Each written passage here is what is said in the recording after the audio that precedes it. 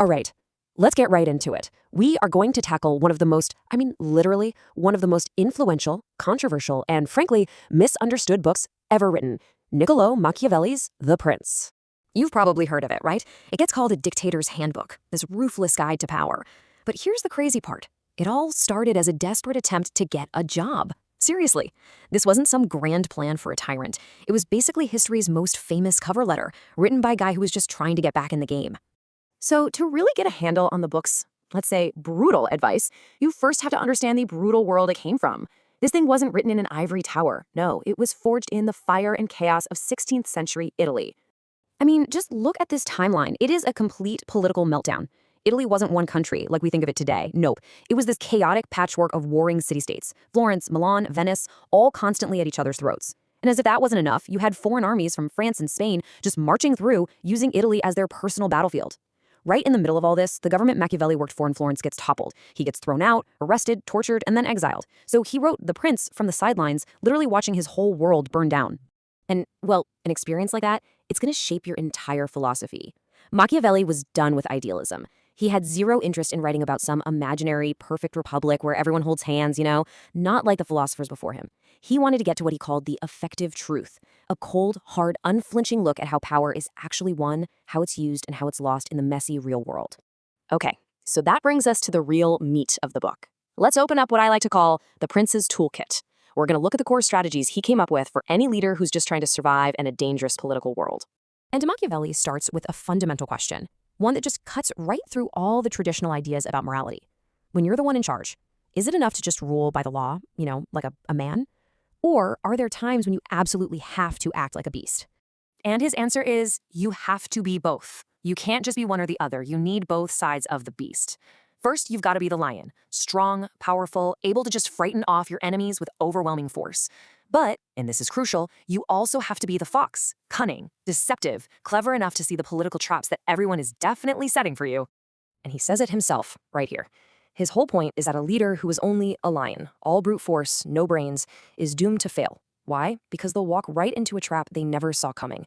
Real mastery of power, according to Machiavelli, is knowing exactly when to roar and when to outsmart your rivals. And for a perfect example of a master fox, Machiavelli points to a pope, Pope Alexander VI. Machiavelli basically said this guy never did anything but deceive people. And yet, his deceptions always worked. Why? Because he was an absolute master of the art. He understood human weakness and knew exactly which buttons to push. This all leads us to maybe the most famous question in the entire book. Maybe in all of political science, really. It's a simple one, but a heavy one. Is it better for a leader to be loved or to be feared? Machiavelli's breakdown of this is just brutally logical. He argues that love is based on a bond of obligation. And because people are fundamentally self-interested, they'll break that bond whenever it's convenient for them.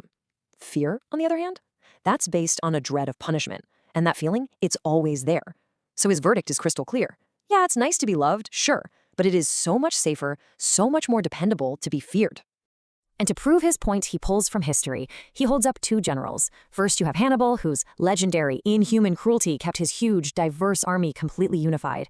Then you have the Roman general Scipio, who was known for being lenient and easygoing. And what happened? His own armies rebelled against him. For Machiavelli, the evidence couldn't be clearer. But, the Prince isn't just about these big, high-level theories. It's also a super practical manual. So let's look at a really specific strategy he lays out for how to manage a brand new territory you've just conquered without having to station your army there forever. So instead of this costly, heavy-handed occupation that just makes everyone hate you, Machiavelli advised setting up a friendly local government, basically a puppet rule. And the benefits? They're huge. You get way less public resentment, it's low cost for you, it creates a nice strategic buffer zone, and, maybe most importantly, you ensure the loyalty of the new local leaders because their power depends entirely on you. So, all of this was written 500 years ago, 5 centuries. So why on earth are we still talking about it? What is that one enduring question that makes The Prince still feel so modern and honestly so relevant today?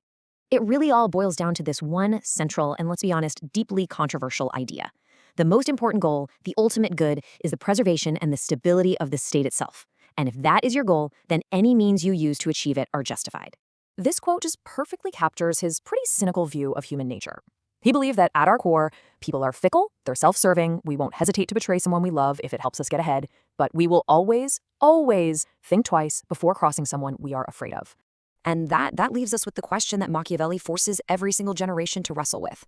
In a real moment of crisis, when the survival of your nation, your company, your family, whatever it is, when it's all on the line, do the ends truly justify the means? It's a question with no easy answer. And that's exactly why this 500-year-old book still feels so dangerous and so necessary.